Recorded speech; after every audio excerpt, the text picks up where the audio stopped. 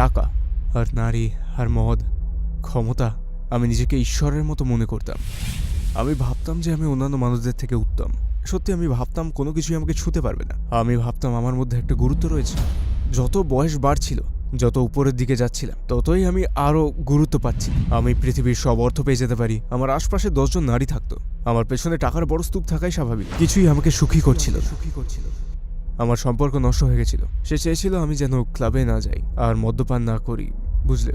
আর আর আমি সেখানে যেতেই থাকতাম স্বার্থপরদের মতো। সে আমাকে ছেড়ে চলে গেল আমার ছেলেকে নিয়ে। আমার বাবা মারা গেলেন, আমার বাবাকে হারালাম, সবকিছু হারিয়ে ফেললাম। আমি বললাম পরের সপ্তাহে অ্যাভেঞ্জার্স 2 মুভিটা আসছে, আমরা মার্ভেল পছন্দ করি। ও মার্ভেল ভালোবাসত। আমার মনে হতো ও জানতো যে ও মারা যাবে, আর আমাকে বললো হ্যাঁ যাবে। বুঝলে, আমার জীবন হঠাৎ করেই বদলে গেল। আগে বাবার সাথে থাকা, তারপর অনেক কিছু অতিক্রম করে অনেক কিছু আমি গৃহহীন হয়ে পড়লাম। আর আমি চুরি করতে শুরু করলাম।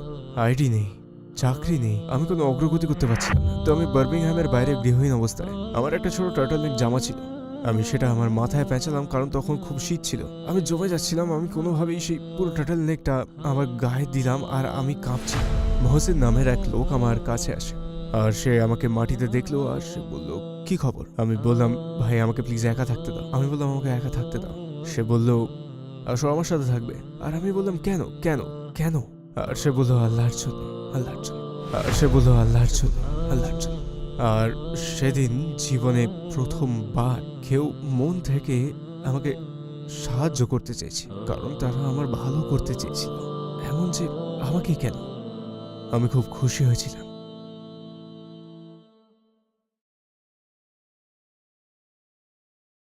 আসসালামু আলাইকুম ভাই ইব্রাহিম, টুয়ার্ডস ইটার্নিটির হয়ে আমরা আপনাকে পেয়ে আনন্দিত। প্রথমেই জিজ্ঞেস করতে চাই, ইব্রাহিম ফাতিহকে আপনার জীবনের ব্যাপারে সংক্ষিপ্ত করে আমাদের বলবেন? ওয়ালাইকুম আসসালাম ওয়া রাহমাতুল্লাহি ওয়া বারাকাতুহু। আমার নাম ইব্রাহিম ফাতিহ। আগে সেটা জোসেফ জনসন ছিল। আমি উত্তর পশ্চিম যুক্তরাজ্যের ব্ল্যাকপুলে খ্রিস্টান হয়ে জন্মগ্রহণ করেছিলাম। বড় হওয়ার সময়টাতে আমি সবসময় বিভিন্ন ঝামেলায় পড়তাম। আমাকে স্কুল থেকে বের করে দেওয়া হয়েছিল। আমি কখনো কলেজ যাইনি। আমি ড্রিঙ্ক করতাম, পার্টি করতাম, সিগারেট খেতাম, ড্রাগ নিতাম। আমি সত্যিই পথ হারিয়ে ফেলেছিলাম। আমি 2018 সালে ইসলাম গ্রহণ করি, আর সাধারণভাবেই একজন ভালো মানুষ হওয়ার চেষ্টা করি, একজন ভালো বাবা, একজন ভালো মানুষ।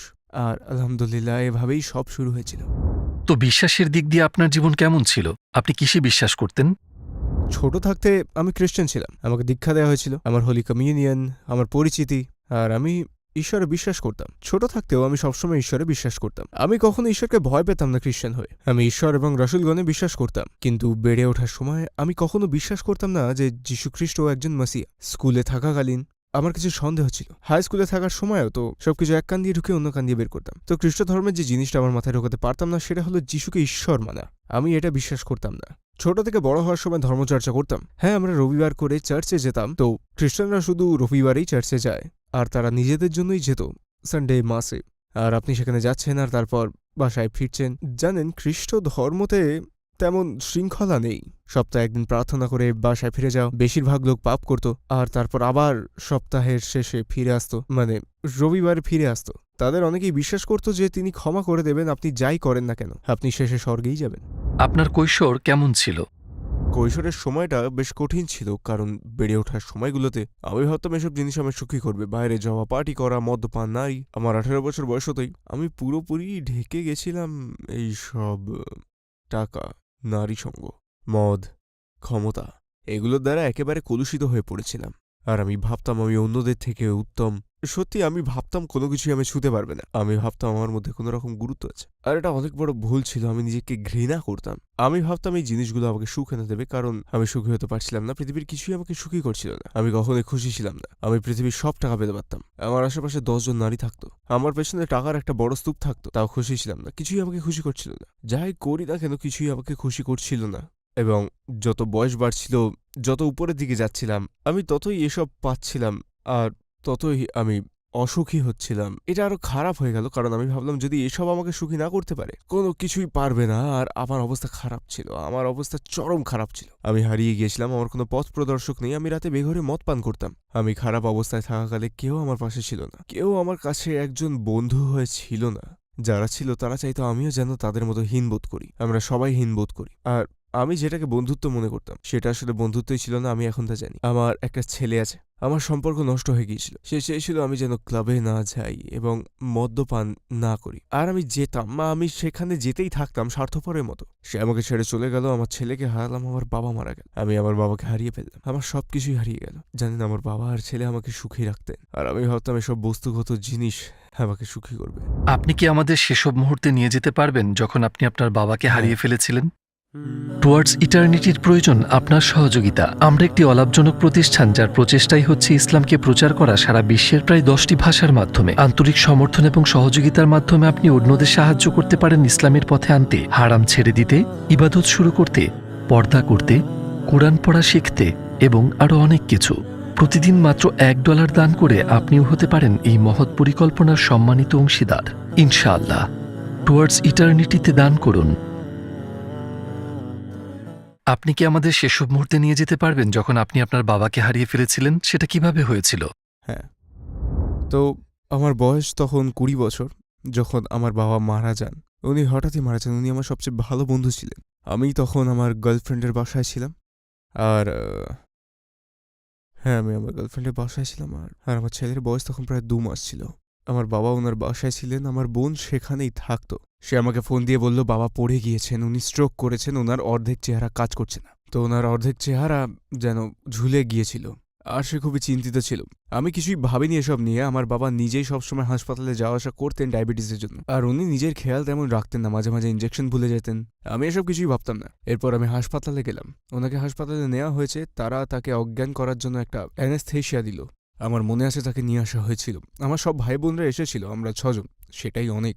তারপর উনি আমাদেরকে একটা রুমে ডেকে নিয়ে বললেন, আমি জানি না তোমাদের কিভাবে বলবো। আমার মাও একইভাবে মারা গিয়েছিলেন, আর আমি বললাম, কি বলতে চাইছো? বাবার ব্রেন হ্যামারেজ হয়েছিল। আমার মনে আছে সবাই তখনই কেঁদে দিয়েছিল, আর কি হয়েছে সেটা বুঝতে আমার সময় লাগছিল।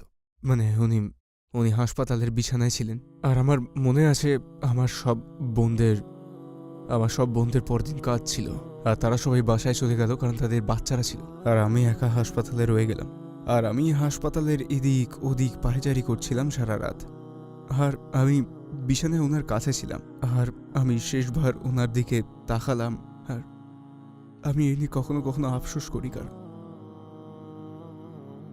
আমি তার সাথে থাকিনি। হ্যাঁ, আমি কখনো অতীতের দিকে তাকালে আমি তার চেহারা দেখতে পাই। তো আমি ভেবেছিলাম আমি ওনার সাথে সারা রাত থেকে একটা ভালো কাজ করছি, কিন্তু আমার মনে হলো আমি নিজেকে কষ্ট দিচ্ছি। ওই 24 ঘন্টাকে 1 বছরের সমান মনে হয়েছিল। আর উনি পরদিন সকালেই মারা যান, ফ্ল্যাট লাইন হয়ে গেছিল। ওনার কি জ্ঞান ছিল? না, শেষবার যখন আমি ওনাকে জ্ঞান থাকা অবস্থায় দেখেছি, আমরা বিচ্ছিন্ন হওয়া 2 সপ্তাহ আগে উনি ফোন করেছিলেন, আর উনি বললেন, আমি তোমাকে ভালোবাসি, তুমি জানো? আমি বললাম, হ্যাঁ হ্যাঁ হ্যাঁ। উনি বললেন, আমি চাই যে তুমি জেনে রাখো আমি তোমাকে অনেক ভালোবাসি। আমি বললাম, তুমি বলতেটা কি চাইছো? আর উনি বললেন, আমি তোমাকে নিয়ে গর্বিত, আমি তোমাকে নিয়ে গর্বিত, আর জানো আমার নাতিকে নিয়ে আমি গর্বিত। তারপর আমি বললাম, চুপ করো, কি বলতে চাইছো? আমি বললাম, পরের সপ্তাহে অ্যাভেঞ্জার্স 2 মুভি আসছে, আর আমরা মার্ভেল পছন্দ করি, উনি মার্ভেল ভালোবাসেন। আমার মনে হয় উনি জানতেন যে উনি মারা যাবেন, আর উনি আমাকে বলেছিলেন হ্যাঁ, উনি যে মারা যাবেন সেটা। কোনো লক্ষণ ছাড়াই ওনার মনে হয়েছিল? ওনার মনে হয়েছিল ওনার। আমার মনে হয় উনি ডাক্তারের কাছে গিয়েছিলেন কিছু সপ্তাহ আগে, উনি জানতে পেরে আমাদের বলতে চাননি। মানে পৃথিবীর মুখোমুখি হতে আমি মোটেও প্রস্তুত ছিলাম না। উনি যখন চলে গেলেন, আমার বয়স তখন 20 বছর ছিল, কিন্তু আমার মাথার ভেতর থেকে আমি তখনও 16 বছর বয়সে। উনি মারা যাওয়ার পর অনেক কষ্ট করেছি। আমি জানতাম না কিভাবে বাঁচতে হয়, আমি জানতাম না কিভাবে মর্গেজ দিতে হয়, ভাড়া দিতে হয়। এই জন্য আমি বলেছি আমি বন্ধুদের সাথে বাইরে যেতাম, তারপর নানান ঝামেলায় জড়াতাম। বুঝলেন, আমি গৃহহীন হয়ে পড়েছিলাম, আর চুরি করা শুরু করলাম। অবশ্য লোকজন আসসালামু আলাইকুম প্রিয় ভাই ও বোনেরা, আমরা দেখেছি যে আমাদের দর্শকদের 80% মানুষজন আমাদের চ্যানেলে সাবস্ক্রাইব করেননি। আপনারা যেমনটি জানেন, আমরা একটি অলাভজনক প্রতিষ্ঠান, আর আমরা আমাদের কোনো ভিডিওতে বিজ্ঞাপন চালাই না। টুয়ার্ডস ইটার্নিটি শুধু একটি ইউটিউব চ্যানেলই না, এটি একটি মাদ্রাসাও। এখানে আমরা চেষ্টা করি নিজেদের এবং যুব সমাজকে ইসলামী শিক্ষা দেওয়ার। আমাদের লক্ষ্যই হলো শুধু সত্যকে প্রচার করা। কাজটা ছোট হতে পারে, কিন্তু ইনশাআল্লাহ অনেকের জন্য এটি পথ চলার সহায়ক হবে। এখন সাবস্ক্রাইব বাটনে ক্লিক করুন এবং একসাথে পথ চলি অনন্তকালের দিকে। উনি মারা যাওয়ার পর অনেক কষ্ট করেছি। আমি জানতাম না কিভাবে বাঁচতে হয়, আমি জানতাম না কিভাবে মর্গেজ দিতে হয়, ভাড়া দিতে হয়। এই জন্য আমি বলেছি আমি বন্ধুদের সাথে বাইরে যেতাম, তারপর নানান ঝামেলায় জড়াতাম। বুঝলেন, আমি গৃহহীন হয়ে পড়েছিলাম আর চুরি করা শুরু করলাম। অবশ্য লোকজন বা দোকান থেকে নয়, কিন্তু মানে আমি কিছু কিছু জায়গায় যেতাম, হ্যারার্ডস বা এমন কোনো জায়গা যেখানে একজন ধনকুবের ছাড়া কারোর কিছু যায় আসবে না। আমার পাসপোর্ট ছিল না, আমার তখন ব্যাংক অ্যাকাউন্ট ছিল না, আর আমার নিজের দেশের কোনো আইডি ছিল না। তো আমি সিস্টেমে আটকে গিয়েছিলাম, আইডি নেই, চাকরি নেই, আমি কোনোভাবেই আগাতে পারছিলাম না। তারপর আমার ব্যাংক অ্যাকাউন্ট খোলার মতো টাকাও ছিল না, আমার টাকা রাখার জন্য অ্যাকাউন্ট যেহেতু ছিল না, এইসব কাজ করতে হয়েছিল যেগুলো আমি করতে চাইনি। তারপর তারা আমাকে হস্টেলে রাখলো, আর হস্টেল এমন একটা জায়গা যেখানে সব মানুষদের রাখা হয় যাদের থাকার জায়গা নেই বা কারাগার থেকে বের হয়েছে। তবে আমার মনে আছে তারা আমাকে উইলিয়াম বুথে রেখেছিল, হোল সিটিতে। আপনি বাড়ি ছেড়ে দিয়েছিলেন কেন? আপনার কি বাড়ি ছিল না? কারণ ওটাতে মর্গেজ ছিল, বাড়িটা মর্গেজ করা ছিল, আর ওটা বিক্রি হয়ে গেল সত্যি। আর উনি যখন মারা গেলেন আমি দেনায় পড়লাম, আমাদের ওপরে আসলে 5,000 পাউন্ডের দেনা এসে পড়েছিল। বাবা এক জায়গা থেকে টাকা নিয়েছিলেন, তো আমাদের সবাইকে সেটা পরিশোধ করতে হয়। তো আপনার বাড়িটা বিক্রি হয়ে গেল, হ্যাঁ, 1 সপ্তাহের মধ্যেই বিক্রি হয়ে যায়। হ্যাঁ হ্যাঁ। আর তারপর আপনি গৃহহীন হয়ে পড়লেন। আমার পরিবারের অন্যদের নিজেদের বাড়ি ছিল, আমি বাবার সাথে থাকতাম, আর তাদের বয়ফ্রেন্ড ছিল, সন্তান ছিল, এবং অহংকার আর অভিমান ছিল। আমি তার মধ্যে জড়াতে চাইনি, আমি আমার কোনো বোনের ঘাড়ে পড়তে চাইনি, তাই আমি নিজেরটা নিজেই দেখার চেষ্টা করেছি। আর তারা আমাকে উইলি বুথে ফেলে চলে গেল। ওটা একটা খারাপ জায়গা ছিল, আর আমি হোস্টেল থেকে হোস্টেলে বদল হচ্ছিলাম, বুঝলেন। আর সেখান থেকেই আমার অবনতি শুরু হলো, কারণ আমি সেখানে নানান রকম মানুষের সাথে সময় কাটাতে শুরু করলাম, বুঝলেন। আর আমার জীবন হঠাৎই বদলে গেল, বাবার সাথে থাকা থেকে সেসবের মধ্যে দিয়ে যাওয়া, এসব করা। তারপর আবার আমি ক্লাবে যাওয়া শুরু করলাম, কারণ আমি সেখান থেকে বের হতে চেয়েছিলাম, আর ব্যাংক অ্যাকাউন্ট আর আইডি নিতে চেয়েছিলাম, যেমনটা আমি নিলামও। তো আমি তখন মদ্যপান করতাম না, আমার বাবা মারা যাওয়ার পর আমি মদ পান করতে শুরু করেছিলাম, কারণ আমি ক্লান্ত ও অসুস্থ হতে ক্লান্ত হয়ে গেছিলাম। মানে আমি খুব কষ্ট পাচ্ছিলাম, আর অবস্থা আরও খারাপ হয়ে পড়ল। তারপর অন্যান্য জিনিসও হতে শুরু করলো, আমি পার্টিতে যেতে শুরু করলাম, আর অন্য কাজও করতে লাগলাম, ক্লাবে যেতে শুরু করলাম। এটাই বোঝাতে চাইছি আমি, বুঝলেন। আমি বলতে পছন্দ করি না, কিন্তু তখন মদ্যপান ছাড়াও অন্য কিছু করতে শুরু করেছিলাম, আমি এইটুকুই বলবো, যখন ক্লাবে যেতাম। আপনি কি কখনো রাস্তায় ঘুমিয়েছেন? হ্যাঁ হ্যাঁ, ঘুমিয়েছি। তখন কেমন লেগেছিল? ভালো না, হ্যাঁ, একদমই ভালো না। তো ব্ল্যাকপুল আমার আবাসিক এলাকা, আমি ক্লিভলি থেকে এসেছি, আর সেখানে গৃহহীন মানুষদের জন্য কোনো হস্টেল নেই, কারণ ওটা খুব ভালো জায়গা। তো আমি নিজেকে পুরোপুরি ঘর ছাড়া অবস্থায় আবিষ্কার করলাম, আর আমার সরকার, আমার কাউন্সিল আমাকে বাসস্থান দিয়ে সাহায্য করতে পারছিল না। তো আমি বার্মিংহাম চলে গেলাম। তো বার্মিংহামে আরও খারাপ পরিস্থিতি ছিল, আমি বার্মিংহামে উইলি বুথে গেলাম, সেই হস্টেলে, তারপর ওয়াশিংটন কোর্টে। আর বার্মিংহামের পরিস্থিতি অন্যরকম ছিল, বুঝলেন। মানে বিগ লায়ন্স, সেখানকার লোকেরা, তাদের অনেকেই তেমন ভালো লোক নয়। আমি হস্টেল থেকে বের হয়ে গেলাম, আমি ম্যাকডোনাল্ডসের বাইরেই থাকতাম, আমি এমন জায়গার আশেপাশে থাকতে চাইতাম না যেখানে আমি যাদের সাথে মিশেছিলাম এমন কেউ আছে। সেটা আগের কথা, আর আমি আর এসব করছি না, আর আমি নিজেকে সাহায্য করতে চাই। তো আমি বার্মিংহামের বাইরে গৃহহীন অবস্থায় আছি। আমার একটা ছোট টার্টলনেক জামা ছিল, আমি সেটাকে আমার মাথায় পেঁচালাম, কারণ তখন শীত ছিল, আমি জমে যাচ্ছিলাম, আর আমি কোনোভাবে সেই পুরো টার্টলনেকটাকে পুরোটা আমার গায়ে জড়িয়ে, আর আমি কাঁপছিলাম। আমার মাথা কংক্রিটের উপর থাকতো, আমার মেরুদণ্ডের নিচে সকালে ব্যথা করতো, মানে প্রচণ্ড ব্যথা।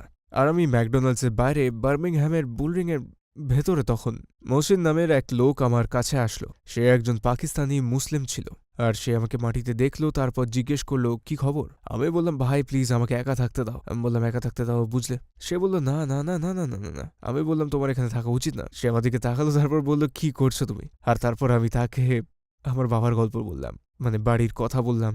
আর আলহামদুলিল্লাহ সে বলল, আসো আমার সাথে থাকবে। আর আমি বললাম, আমি তোমাকে ঠিকমতো চিনি না। আমি বললাম, তোমার নিজের বাড়ি থাকতে পারে।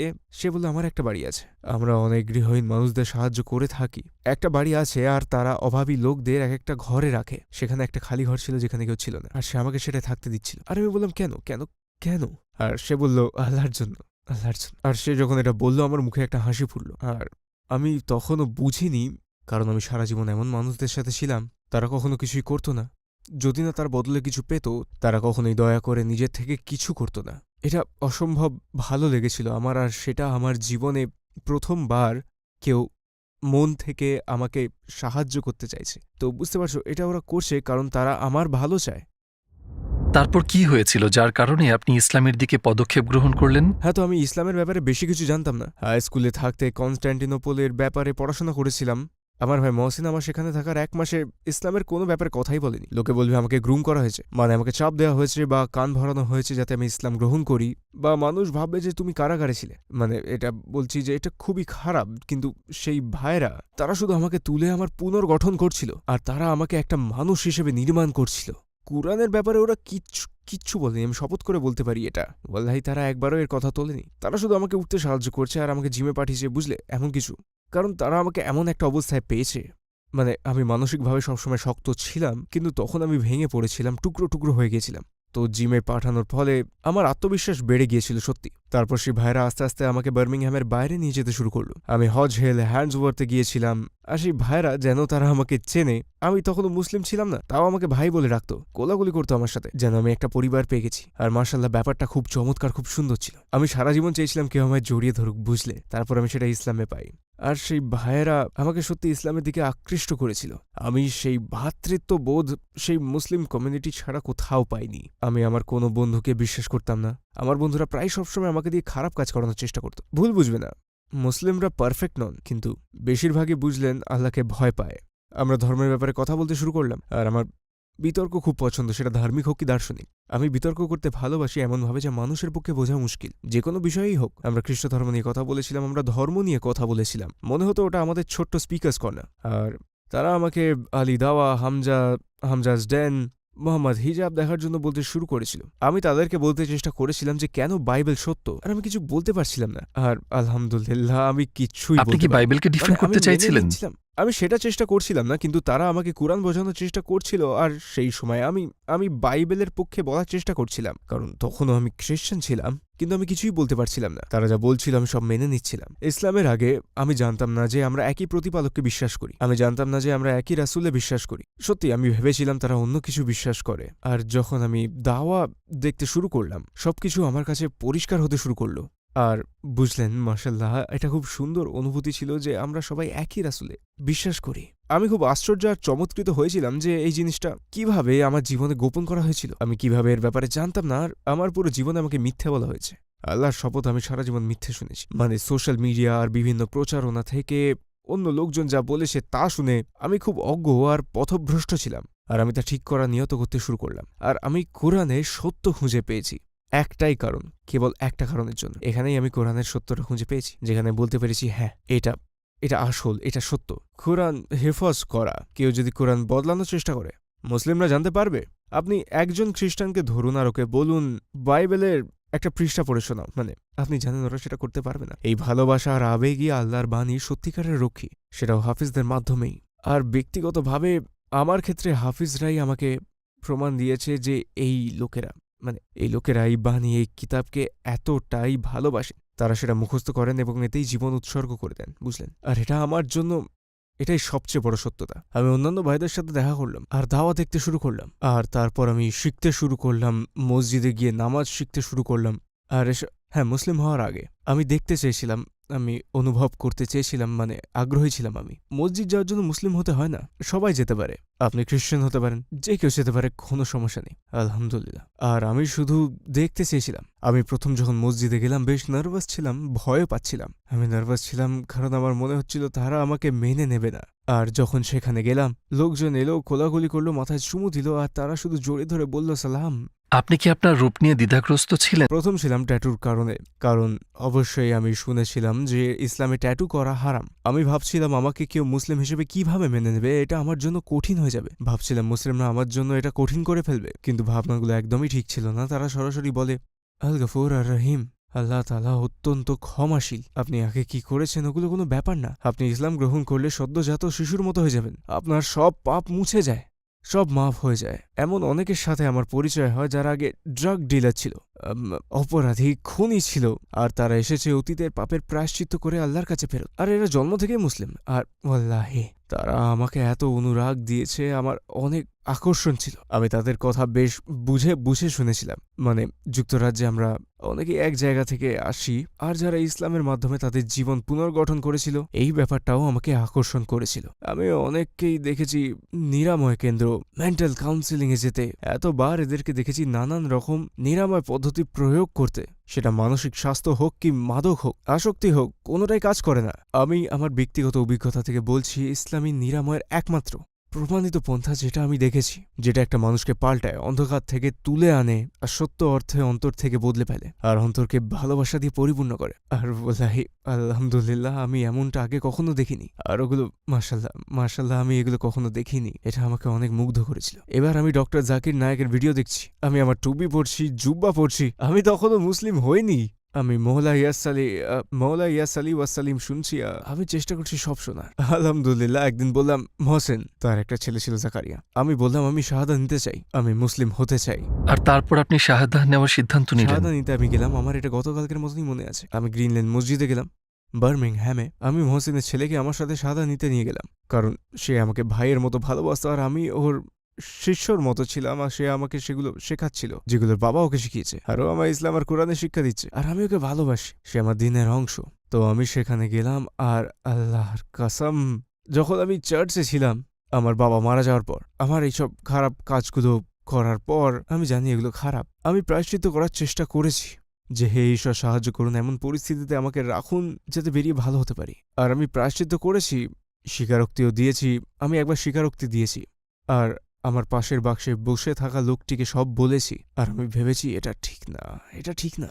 আমার মনে হচ্ছিল ঈশ্বর আমাকে ক্ষমা করেননি, আমি ঈশ্বরকে অনুভব করতেই পারছিলাম না সেইখানে। আর যখন আমি শাহাদা পড়লাম, আশহাদু আল্লা ইলাহা ইল্লাল্লাহ ওয়া আশহাদু আন্না মুহাম্মাদুর রাসূলুল্লাহ, আমার মনে হলো আমায় ক্ষমা করা হয়েছে। আমি খুব প্রশান্তি পেয়েছি যখন সেটা পড়লাম। নিজেকে সদ্যজাত শিশুর মতো মনে হয়েছিল, খুব আনন্দ পেয়েছিলাম। মাশাল্লাহ মাশাল্লাহ, এত ভালোবাসা আর ভাইয়ের এত কোলাকুলি পেয়েছিলাম। আর সবচেয়ে বড় ব্যাপার যেটা আমার মনে হলো, আমাকে মাফ করা হয়েছে। আর আমি সেটাই খুঁজে বেড়াচ্ছিলাম। মনে হচ্ছিল আমাকে মাফ করা হয়েছে, আমি নতুন করে শুরু করতে পারি। আমার অতীত আমাকে পেছন পেছন এসে তাড়া করবে না আর কষ্ট দেবে না আর আমাকে কখনো আর ভোগাবে না, কারণ আলহামদুলিল্লাহ আল্লাহ তাআলা অত্যন্ত ক্ষমাশীল, পরম করুণাময়। আপনার পরিবার এবং কাছের মানুষেরা আপনার ধর্মান্তরে কেমন প্রতিক্রিয়া দিয়েছেন? প্রথমে মা ফোন করেছিলেন আর আমার বোন ফোন করেছিল। তারা ভেবেছিল আমি জঙ্গি হয়ে যাব। উনি বোঝেননি, তো প্রথমে তিনি সাপোর্ট করেননি, খারাপভাবে নয়। আমার বোনও একই প্রতিক্রিয়া দিয়েছিল। তবে এখন তারা সবাই ওয়াল্লাহি, তারা সবাই আমাকে অনুপ্রেরণা দিচ্ছে। আর আমার মা বলেছেন উনি আমাকে নিয়ে গর্বিত। আর মাশাআল্লাহ, এটাই তো আমি চেয়েছিলাম। আপনি জানেন না কত ভালো লাগে যখন আপনার মা আপনাকে নিয়ে গর্বিত হয়, আপনার পরিবার আপনার সাথে থাকতে চায়। ওই জন্যই বলি আলহামদুলিল্লাহ, ইসলাম ও কোরআনের মাধ্যমেই আমি আমার পরিবারকে ফিরে পেয়েছি আর তারা আমাকে ভালোবাসে। মানুষের আপনার ট্যাটুর প্রতি প্রতিক্রিয়া কেমন ছিল আপনার মুসলিম হওয়ার পর? মানে মিশ্র প্রতিক্রিয়া ছিল। এখন বেশিরভাগ মানুষই আল গফুর আর রহিম খুব ভালোভাবে উপলব্ধি করেছে আর কোরআনের ভালো জ্ঞান আছে আর আল্লাহ তাআলার গুণাবলী সম্পর্কেও জ্ঞান আছে ওদের। আল হাকাম হলেন শ্রেষ্ঠ বিচারক, অন্য কেউ সেটা পারে না। কিন্তু যখন আমি উমরা করতে চাই, কিছু অ্যান্টি আছেন আর আমি বলে উঠি আন্টি আমি দুঃখিত, আস্তাগফিরুল্লাহ। কিছু আঙ্কেল আছেন যারা, তবে কিছু আঙ্কেল আন্টি আছেন যারা এমন করেন। কিন্তু আমি যখন বলি আমি একজন ধর্মান্তর, তারা বলে মাশাল্লাহ মাশাল্লাহ জাযাকাল্লাহ খায়র। আমি বলি দেখুন, আমি ধর্মান্তর বলি, আপনাদের এমন করা উচিত না। জন্মসূত্রে মুসলিমরা ভুল করতে পারে, সত্যি। আমি বলি আল হাকাম। মুসলিম হওয়ার পর আপনার পুরনো অভ্যাসগুলো ছেড়ে দেওয়া কি কঠিন ছিল? আপনার কি মনে হয় একজন ব্যক্তি যদি মুসলিম হতে চায় তাহলে তার জীবনের খারাপ জিনিসগুলো না ছাড়ার আগে সেটা করা উচিত? তো ধর্মান্তর বা চর্চা করেন না এমন মুসলিম যারা দিনে ফিরে আসতে চান, ছোট ছোট পদক্ষেপ নিন। ওভাবে জিনিসপত্র ভাববেন না। আপনারা চলতে চলতে শিখে যাবেন। আপনাকে চেষ্টা করার জন্য দ্বিগুণ স্বভাব দেয়া হবে, তো হ্যাঁ 100%।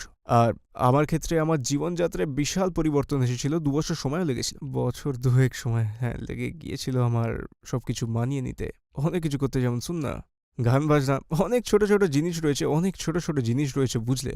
তবে নিজের ওপর কঠোর হবেন না একদম, মন থেকে করতে হবে শুধু। আর ধীরে ধীরে অল্প অল্প করে আপনি সেখানে পৌঁছতে পারবেন। মুমিন বা বিশ্বাসী হওয়ার অনেক ধাপ আছে, তো এটা আপনার উপর নির্ভর করে আপনি কোথায় থাকতে চান। সবার একটা স্তর আছে, বুঝলেন? সেটা অর্জন করা সহজ। আপনি 5 ওয়াক্ত সালাত আদায় করুন, তারপর আপনি আপনার কাজ করুন, আর আলহামদুলিল্লাহ আপনি বলতে পারেন আপনি অনেক ভালো কাজ করেছেন। আমি জান্নাতে যাবো ইনশাল্লাহ। আমার এক বন্ধু বলেছে যে আমাদের কেউই ভালো কাজের ভিত্তিতে জান্নাতে যাবে না, কেবল আল্লাহর করুণার মাধ্যমে যাবে। আমরা যতই হযরত মুহাম্মদ সাল্লাল্লাহু আলাইহি ওয়াসাল্লামকে যত বেশি ভালোবাসবো, আমরা সময়ের সাথে সাথে ততই ভালো মানুষ হিসেবে গড়ে উঠব। তবে তার জন্য সময় লাগবে। তো আমি এটাই বলবো, আপনার যদি ট্যাটুও থেকে থাকে, ইসলাম সবার জন্য। এটা তাদের জন্য যাদের এটা দরকার। আপনি যেখান থেকে আসুন না কেন, আপনি অতীতে কি করেছেন সেটাও ব্যাপার না। আপনি যদি মদ্যপান করে থাকেন বা অন্য কিছু, নামাজ পড়ে বলুন আস্তাগফিরুল্লাহ। আর আপনি যদি জান্নাত চান, আপনি যদি আখিরাতে ভালো পরিণতি চান, আর আপনি এসব গ্রহণ করছেন, তো জেনে রাখুন ইসলাম কোনো ছেলে খেলা নয়। তো আমরা যখন সালাহ আদায় করব আর যত আমরা কোরআন পাঠ করব, ততই আমরা রবের প্রেমে পড়বো আর আল্লাহর জন্য এসব করতে চাইব। তো আপনি যদি মদ পান করে থাকেন, চিন্তা করবেন না, আমি নিশ্চিত আল্লাহ তাআলা আমাদের পথ দেখাবেন ইনশাল্লাহ। আপনি কি কোনো অসাধারণ ঘটনার সম্মুখীন হয়েছেন যখন আপনার মনে হয়েছিল যে আপনার সাথে আল্লাহর একটা বিশেষ সম্পর্ক রয়েছে? একটা অসাধারণ ঘটনা হলো গত বছর আমি খুব একাকী বোধ করছিলাম। আমি হল সিটিতে ছিলাম তখন, আর আমি হালের একটা মসজিদে যাওয়া শুরু করলাম। আর তখন আমি টিকটকে একটা ভিডিও বানালাম যে আমি একজন মুসলিম, প্রায় 1 বছর আগে এই সময়, প্রায় 9 মাস আগে। তারপর আমার মনে আছে আমি ঘুম থেকে উঠেছি আর দেখছি টিকটকে 1 লক্ষ ফলোয়ার পেয়েছি আমি। আর তারপর ওটা ভাইরাল হয়ে গেল, আর আমার মনে হলো আমি কত ভালোবাসা পেয়েছি, মনে হলো পৃথিবী যেন উন্মুক্ত হয়ে গেছে। আর আমি তখনও ভয় পাচ্ছিলাম যে মানুষ আমাকে মেনে নেবে না। আর আমি চেয়েছিলাম যে চেষ্টা করে দেখতে, আমি ইসলামের ব্যাপারে বেশ অনুরাগী, আমি চেষ্টা করে দেখতে চেয়েছিলাম আর অন্যদেরও দেখাতে চেয়েছিলাম যে ইসলাম শান্তির ধর্ম। আমি অনলাইন আসার সময় থেকে হাজার হাজার মানুষ আমাকে অভিবাদন জানিয়েছেন আমার ট্যাটুর ব্যাপারে, আর এটা আমার মনে আরো শক্তি জুগিয়েছে আর অন্তরে শান্তি দিয়েছে। আর তখন থেকে 1000-এরও বেশি মানুষ আমাকে মেইল করে বলেছে যে তারা শাহাদা নিয়েছে কারণ আমি ভিডিওগুলো বানিয়েছি আর তাদের দেখিয়েছি যে ইসলাম কত শান্তিপূর্ণ। তারপর সেটা লাইভ আর সরাসরি দেখেছি যে এটা তাদের সাহায্য করছে।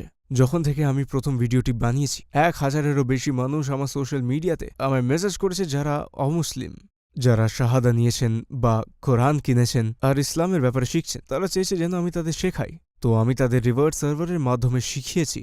আমি চাই আল্লাহ তাআলা তাদের রক্ষা করুন, আর আমার যদি তাদের জন্য কোনো দায়িত্ব থাকে আমি তাদের জন্য থাকার চেষ্টা করব। ইনশাল্লাহ আমি থাকব। আপনি তো অনেকবার উমরা করতে গিয়েছেন, কিন্তু প্রথমবার যখন গিয়েছিলেন তখন কোন জিনিসটি আপনাকে সবচেয়ে বেশি প্রভাবিত করেছিল এবং কেন? আমি যখন মসজিদ আল হারামে গেলাম, অনেক মানুষ এক জায়গায়, বিভিন্ন জাতির, বিভিন্ন বর্ণের, বিভিন্ন দেশের, আর আমি জানতাম এটাই উত্তর। সকল লোকেরা এখানে তীর্থে এসেছেন আল্লাহর কাছে। ভ্যাটিকানের মতো নয় যেখানে মানুষ পোপকে শুধু দেখতে যায়, বা তারা আল্লাহর কাছে এসেছেন, তারা সত্যিকারের বিশ্বাসী। আর এটা একটা নিরাময়, বর্ণবাদের এটা উত্তর, এটা বিশ্ব শান্তি।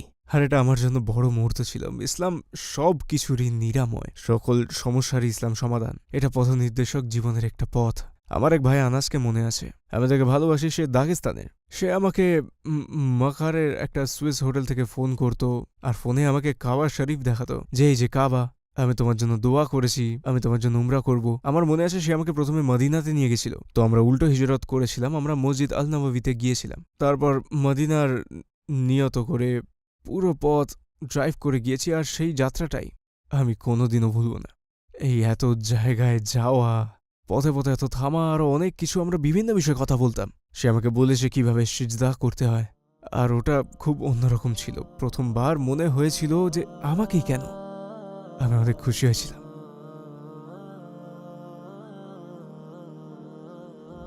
ইসলামের আগে আপনার জীবনের উদ্দেশ্য কি ছিল আর ইসলামের পর কি হয়েছে?